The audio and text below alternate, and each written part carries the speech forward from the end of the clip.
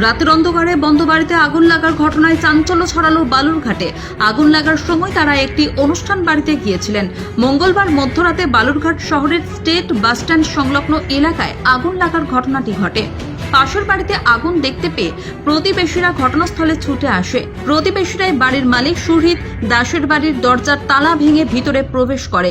পাশাপাশি খবর দেওয়া হয় বালুরঘাট থানা ও দমকলে। খবর পেয়ে কিছুক্ষণ পরেই ঘটনাস্থলে আসে দমকলের একটি ইঞ্জিন। যতক্ষণে আগুন নিয়ন্ত্রণে আসে ততক্ষণে পুড়ে যায় বাড়ির বেশিরভাগ অংশই।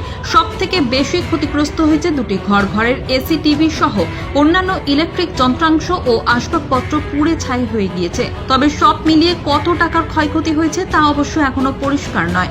সবটা দেখার পর জানাতে পারবেন বলে বাড়ির মালিক জানিয়েছেন। পুরো ঘটনা খতিয়ে দেখছে বালুরঘাট থানার পুলিশ ও দমকল বাহিনী।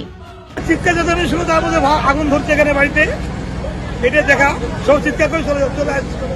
কি থেকে আগুনটা লাগলো কি মনে হচ্ছে? মনে হয় ইলেকট্রিক থেকে আগুন লাগছে, কেউ কি মনে হচ্ছে। আমার তো পাশে ওইদিকে বাড়ি। বাড়িতে কেউ ছিল?